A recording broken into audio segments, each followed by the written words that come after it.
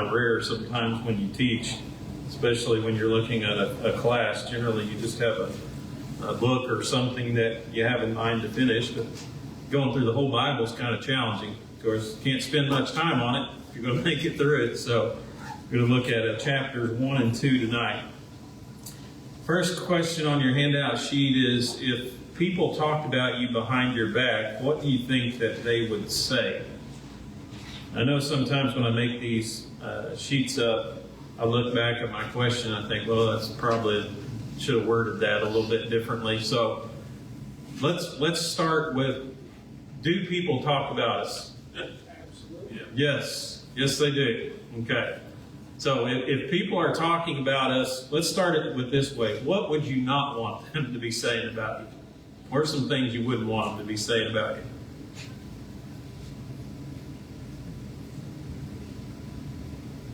Lies. Lies? Okay. And I'm thinking more of probably character-wise, though. And, you know, when they think about us as a person and talk about us as a person, you know? You don't want to be shifty. Okay? You want to expand on that? Or? There's people that, they'll talk about people behind their backs about, like, you can't trust anything they say. They're always looking for some angle. They're shifty people. They're always a game that they're trying to play. And Okay. but they're nice people, or they have a nice personality. It's just, you feel like there's always something more going on. Okay. So if they were talking about us specifically, what are some things we wouldn't want to be known for? Let's just put it that way. Maybe that makes it a little simpler. Well, you don't want to be known as a rounder, somebody that's, out, running around, partying, being promiscuous, getting in fights. You don't want to be known as somebody who's contentious. Okay. There are folks like that, but you don't want to be known as that person. Don't even talk to him because he'll argue with you about anything, and he's always right. Yeah. That's something you don't ever want people to say. Yeah. Yeah, that would certainly be one area, I think, where all of us would say, we don't want to be known as either of those. What else? What are some other things we don't want to be known as? Lazy. Lazy? Yeah. How many of you, if somebody was talking about you, would you like to say, well, he or she is one of the laziest people I know? That make you feel good? Probably not. Unless you want to be, I guess, then it might make you feel good. What else? About a liar? Anybody want to be known as a liar? Want to have that reputation? Probably not. Thief?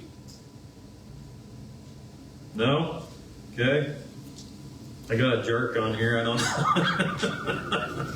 Probably none of us would want to be. All the other things we talked about. Yeah, that would entail a lot, wouldn't it? How about uncaring?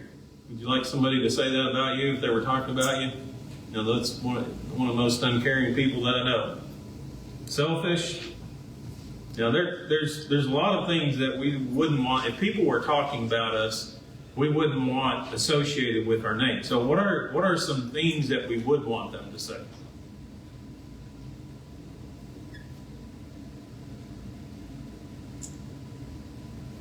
Heard somebody do what? Good, honest man. Good? Yeah. All of us would like to be known as a good person, wouldn't we? That's one of our compliment that you can pay whenever you're talking about somebody. Honesty, mentioned there. That would be, being trustworthy or being a person of integrity. That's something that all of us, I think, would want to be known as. What else? Courageous. Courageous? That's a good one. Yeah, I didn't have that down there, but Reliable. reliable? Oh man, you guys got some really good ones here. Any others? Humble? Yeah. Hard worker? Opposite of lazy? I think that'd be a compliment. So, trustworthy? Yeah. All those are positive things. So, the thing that I want us to think about, and part of what Paul talks about with the church here at Philippi, is if we want, when people talk about us, if we want them to speak of us in a certain way, what do we have to do? We have to exhibit those traits. We have to exhibit those traits, don't we? You know, if we want to be known as a hard worker, we have to work hard. If we want to be known as a person who's trustworthy or honest or a person of integrity, and we have to be honest, don't we? We have to be honest in our dealings, and when, you know, we tell somebody we're going to do something, then we have to go ahead and to do that. We want to be known as a good person. We got to do good things, don't we? In order to have that type of reputation. So Paul talks about, as he writes to the church of Philippi here, especially in chapter 2, he talks about how the world is looking at them and how they need to, you know, be living up to this standard and have a good reflection of Christ and the church upon the world. And that's what we need to do as Christians. We'll talk some more about that as we get into chapter 2, Lord willing here. But let's start here in chapter 1. Look at this first section and talk a little bit about Paul and the church at Philippi's relationship. So when you read in those first 11 verses, kind of a little bit about some interaction here between Paul talks about, you know, how he feels about them and things like that. But when he thought about the Philippians, what did he say that he did in verse 3? This is question 2 on your handout if you're looking. Thank God for Yeah, every time that he had a memory of them, he thanked God, didn't he? And, you know, you think about Paul. Paul, where is Paul at this time?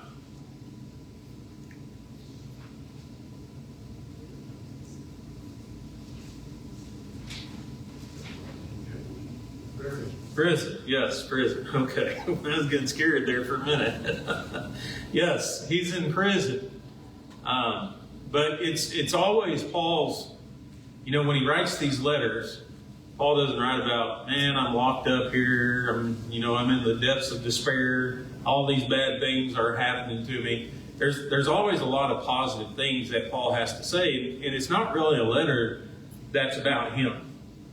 It's always more about the people and, you know, how they're such an encouragement to him, and, you know, how he's just thankful for each and every one of them and every congregation of the Lord's church. But that was Paul. He was always thinking of others. He was never thinking about himself. And when he thought about the church at Philippi, he basically says, you know, every time I remember you, it's a good memory. I thank God for every remembrance that I have of you. And so every recollection that he has of this church brings joy to him. This church especially, this congregation especially, had a special place in Paul's heart, and he'll talk some more about this, why it is. Now, whenever I think about Paul, though, I kind of think about you ever known a person, or maybe you do know a person currently, who it seems like no matter who's around them, you always feel like you're unique. You always feel special to that person. Some people have that uncanny ability. Some preachers are really good at that, where, you know, if you're around them, you just feel like you have this connection that's different from everybody else. But when I think about Paul, that's the kind of person I think about. You know, he just had this connection with every congregation and every person that was so much different than everybody else. But he pointed out, you know, you guys have a special place in my heart, and when I think about you, it brings me joy. And that word is important, because that's kind of when you read the epistle here, the letter to the church at Philippi, that's the main theme of the letter. It's the idea of joy, of rejoicing. And so Paul kind of introduces that thought by saying, every time that I think about you guys, you know, I have a good memory, and I thank God for it. Brings me joy. He talks about how they were in partnership or fellowship with him, verses 4 and 5. How was the church at Philippi in fellowship with Paul? Gospel. Okay, in the preaching of the gospel, right? And what did that mean? What did that mean they were in fellowship with him? In agreement. Okay, in agreement? Is that all that it meant? to be Okay? 17. That would certainly entail it. Anything else?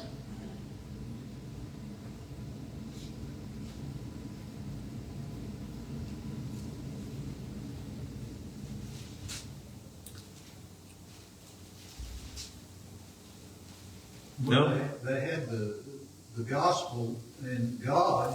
I mean, God was how they were tied together. They might have had different backgrounds, but they were tied together through God. Yeah. Turn over to chapter 4 real quickly here. The church at Philippi was kind of unique, though, because it shared in the preaching of the gospel with Paul, unlike any other congregation did throughout these missionary trips. And Paul kind of mentions that over in chapter 4, especially in verse 15. He says, "Now you Philippians know also that in the beginning of the gospel, when I departed from Macedonia, no church shared with me concerning giving and receiving, but you only. For even in Thessalonica, you sent aid once and again for my necessities." Now, when you read the book of Philippi here, what you'll also find is they had sent a representative over to Paul to bring him a monetary gift. I remember Paul was kind of under house arrest here, and so he had probably a lot of freedom here to do some things, but it took some money for him to live. And so they sent him this gift. And Paul mentions this, time and time again. The church at Philippi was helping Paul as he was preaching the gospel. And specifically how they were helping him and how they were partnering with him. That word translated fellowship there, King James Version, it's an original word, it's koinonia. You might have heard it before. It literally means sharing together. And so the way that they were sharing in the preaching of the gospel with Paul was that they were helping support it. So they were sending him monetary donations that were helping him preach the gospel and, of course, operate in furthering the kingdom, strengthening the kingdom, expanding the borders of the kingdom too. So they were the only congregation that I know of that consistently supported him from the time of their existence, from the time that Paul went there and preached and established the church there. They're the only congregation that I know of that he talks about that they've sent time and time again to help him out during those missionary journeys. And even now, while he's in prison, they're continuing to send support to him. Question number 4. So how did Paul feel about the Philippian church?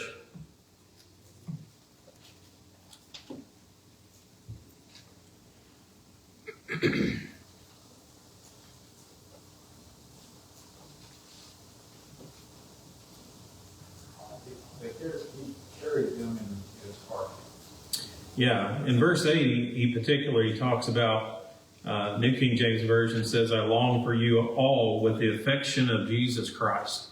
And he just, again, there was just a special place for this congregation in Paul's heart because they had been with him through thick and through thin. I think he mentions there in verse 7, when he was defending the gospel, when he was confirming the gospel. There were times when he was in pretty hot water.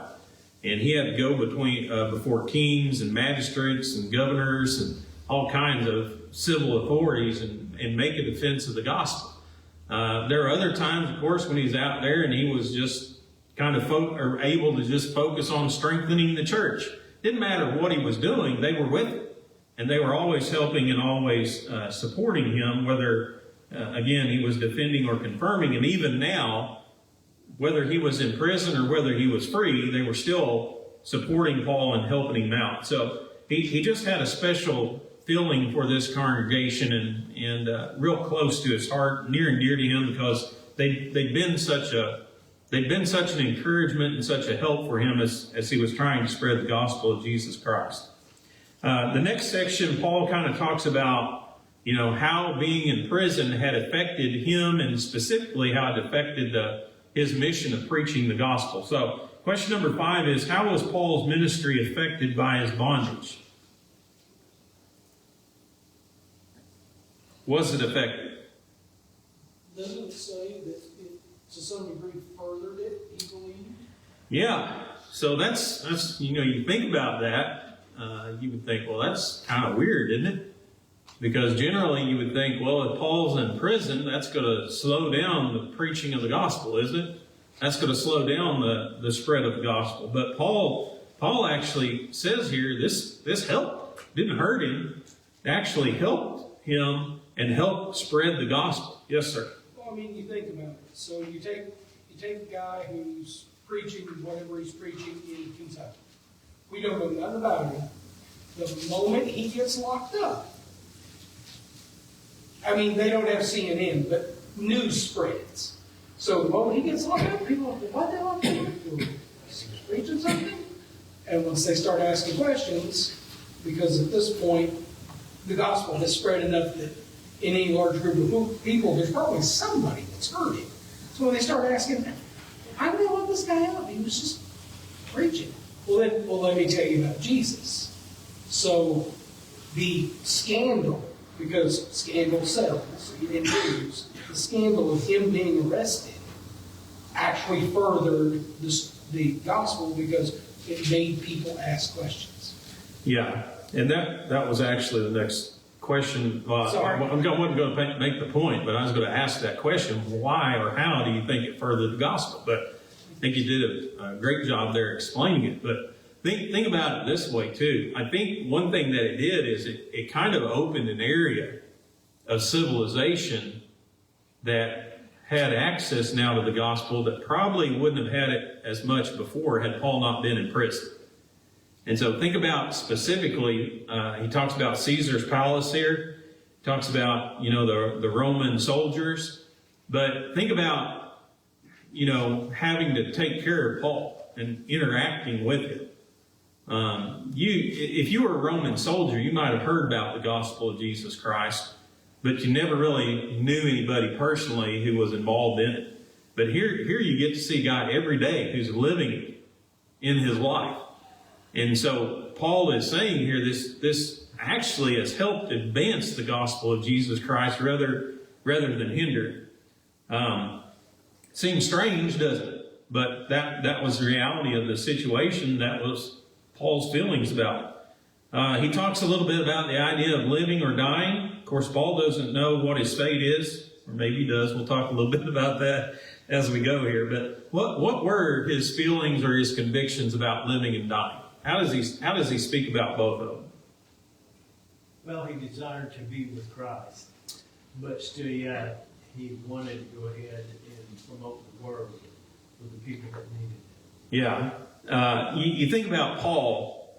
Paul basically, he said this, it's a hard choice. I had to choose between the two, and then he says, well, I guess the best thing would be to go and to live with Christ forever. But as long as Paul was in the flesh, he was being fruitful, wasn't he? He was establishing congregations, he was converting people, and for him to stay in the flesh would have helped a lot more people with it. Would have brought a lot more people to Christ. But if he were only thinking about himself, the best thing for him personally would be what? Go be with Christ forever, right? But again, he says, I'm in a strait between the two. Don't really know which one would be the best, but I do know to go with Christ and live would be far better. It would be far better than having to live here upon this earth. But living means fruitful labor, and it would be good for other people. Dying was to be with Jesus, and that's what it would have been best for him. So that's kind of the way that he viewed his life. Either way, it's a win-win situation. Why did Paul? Well, let's do 7 here. Let's start it this way. I've got it worded a little differently in your handout. But did Paul think that he would remain alive?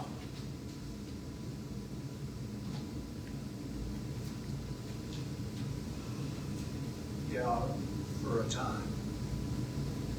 Okay. To help, like the verses say, to be able to teach them, to be able to further the gospel to more people. Okay, and notice how he states it here in verse 24. Again, he said, what's the choice? He says, nevertheless, to remain in the flesh is more needful for you. Verse 25, and being confident of this, I know that I shall remain, and continue with you for all your progress and joy in your faith. So when you read that statement, does it seem like Paul knows he's going to get out of jail?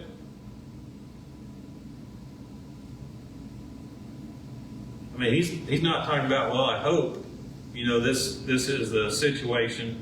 He's saying, I'm confident of this and I know that I shall remain. So my question is this, why would he be confident and how would he know?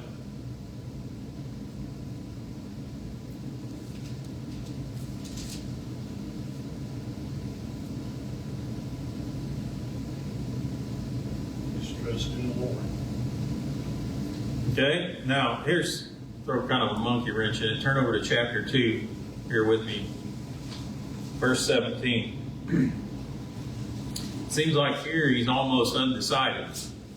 But he talks about how in the day of Christ he doesn't want to run in vain or labor in vain. But then in verse 17, reading from the New King James Version here, he says, yes, and if I am being poured out as a drink offering on the sacrifice and service of your faith, I am glad and rejoice with you all. So it's kind of weird there that he talks about, well, if this is the case, that I'm being sacrificed or I'm going to die and be sacrificed for you, I'm still glad about it. But then you go to verse 24 there, same chapter. He's talking again, he talks about sending Timothy. But he says, I trust in the Lord that I myself shall also come shortly. So, some people say, well, Paul was just hoping beyond hope that this was the situation. But to me, the fact that he talks about, he's confident and he knows, he says, I'm coming to you shortly. To me, that kind of indicates that he believes with all of his heart he's getting out of it. So my question would be, if he does, why would he believe it? Or why would he say, I know? And why would he say, I'm confident? Why would he say, I'm coming to you shortly? Didn't say it's going to be a long time, but he said, in a short period of time, I'm going to come and see you.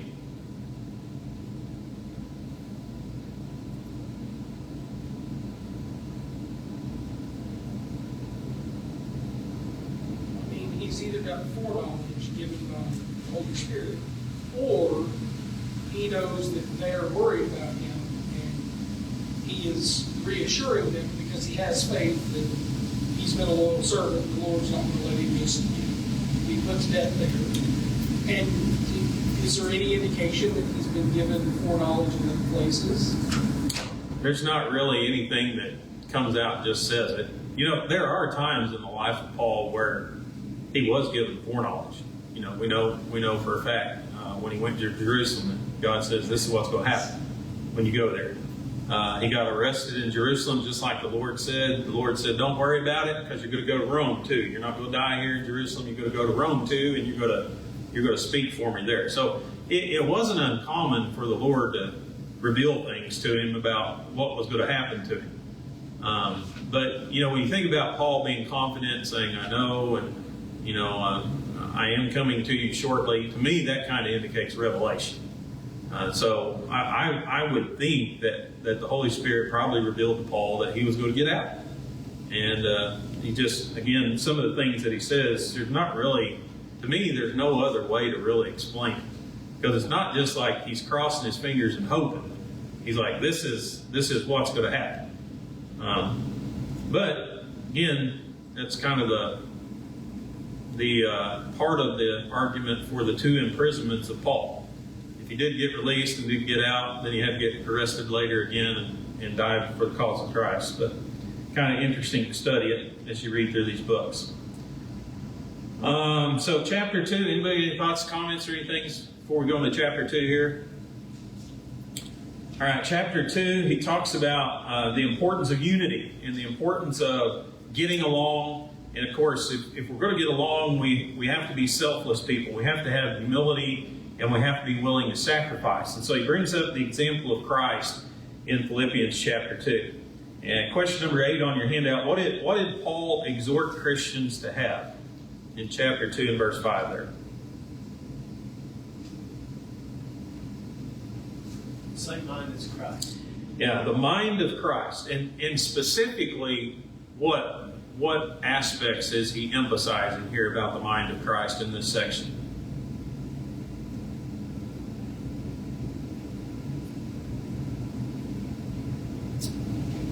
Do it for the right reasons, not for selfish. Okay, so I would, well, unselfish would be a good description there, a good character there. When you think about Christ, two things really that Paul emphasizes here: his humility, his humbleness of mind, and then his willingness to sacrifice himself for the benefit of other people. And that's really what Paul is emphasizing, that as Christians we need to imitate here. So question number 9 is, how is Christ the best example of humility and unselfishness for us? What does he talk about specifically about Christ that showed his humility and his unselfishness?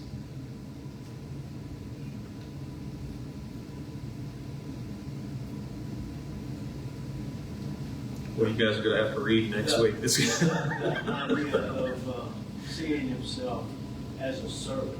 Okay. And a servant of God, and not someone that needs to be greater than God, but someone that is in his service for the service of all the other populations to come to him. Yeah. So when we think about Christ, what was his status before he came to earth?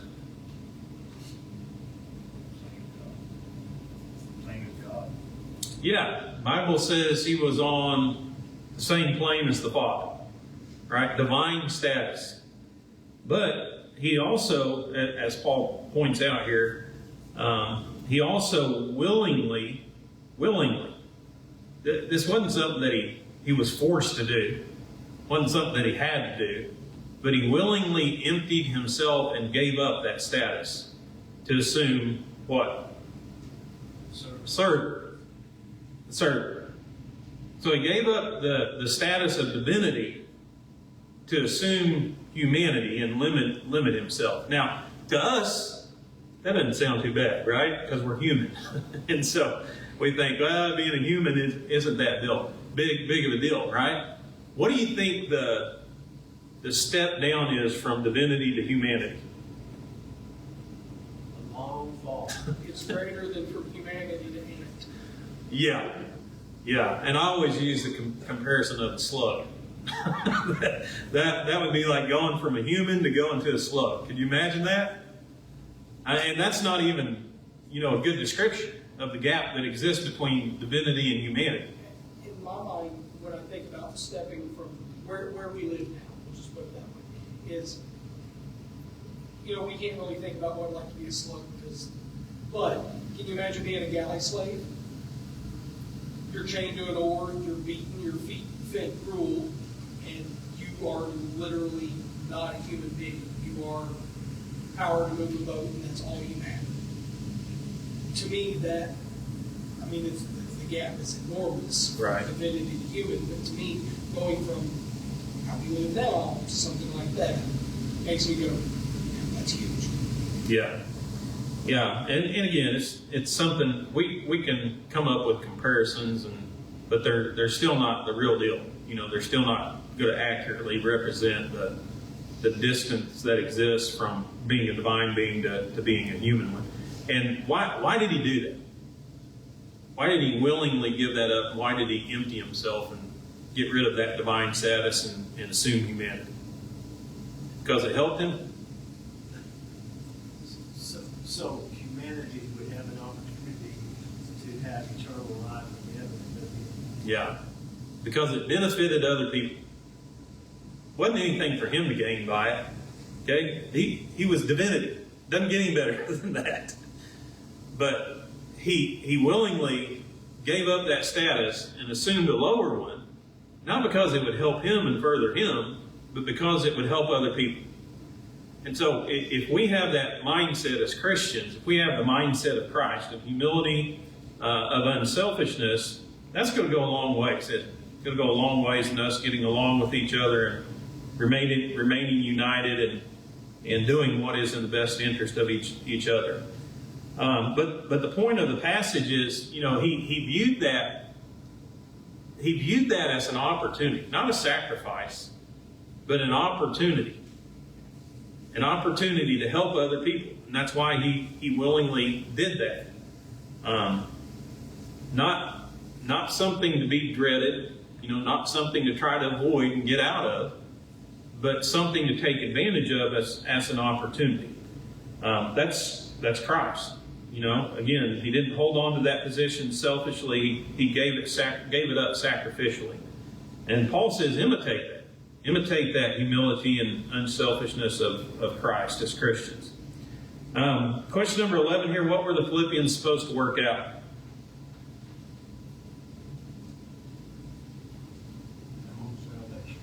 Yeah, their own salvation. And that word work out, it means to complete. Put forth the effort. We would probably translate it perfect. But to complete the process. And he's talking about this idea. When it comes to our salvation, don't go halfway in on it. You go all the way. You see it to the end. You finish the process. And the way that we do that, of course, is we get busy and we stay busy, right? Keep on working. Keep on going on toward the goal. What instructions does he give in relation to everyday Christian living here, number 12?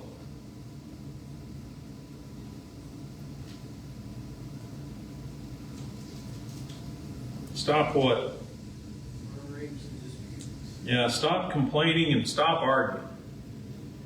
Generally, when Christians start complaining and start arguing with one another, what are they not doing? Worshiping God. Okay, not worshiping God, and something else that I kind of thought of. Getting any work done? You ever seen somebody complain and argue and get work done at the same time? Funny how that doesn't work hand in hand, right? But if we're going to keep busy and we're going to work, we gotta focus. No, gotta stop complaining about everything that happens to us and stop fighting and arguing with one another. And focus on the work at hand. He talks about two people as he winds down here in chapter 2, Timothy and Epaphroditus. He was going to send Timothy to visit the church at Philippi. Why? Why Timothy?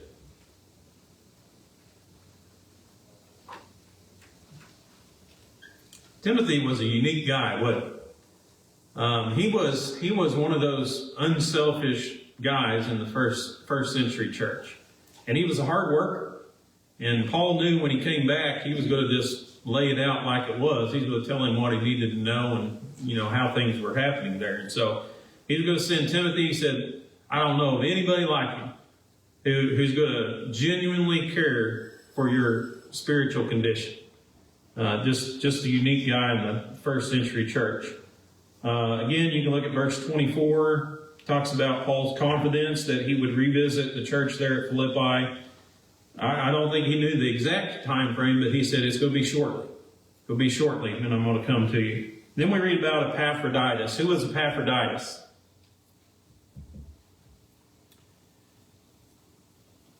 Well, he was a member of the Philippian congregation there. That he was the guy who delivered the monetary gift. He brought the monetary gift to Paul, and he also was sent by the church there. They probably supported him too, but he was also sent there to kind of stay and help out Paul. And something happened to him, though. What happened to him?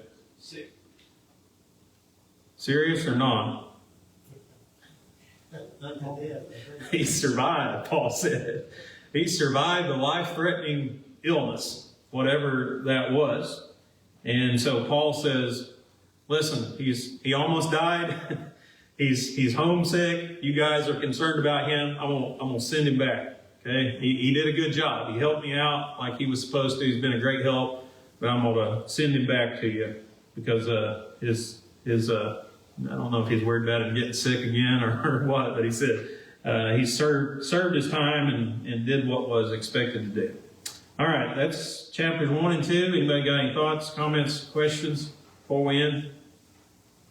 Do you believe that Paul had the ability to cure this illness or sickness? Well, that again, it goes back to the purpose of miraculous gifts. You know, the purpose of miraculous gifts. Miracles were performed and healings were performed to create belief. And so, generally, if a person was already a believer, you know, Paul didn't heal himself, and I don't know of any other instance, even Timothy. You know, Timothy had stomach problems, but Paul gave him, he said, you know, do this for your medical condition. But I don't, you know, those miraculous gifts weren't just to be used at their discretion. I think they were to be used whenever God authorized it, and it was for the purpose of creating belief. So if again, you already have a believer, that would be kind of pointless to just go ahead and heal him. Physically, it'd be good, wouldn't it? But yeah. Any others? There in chapter 1. Yeah. Verse 13 and 14 there.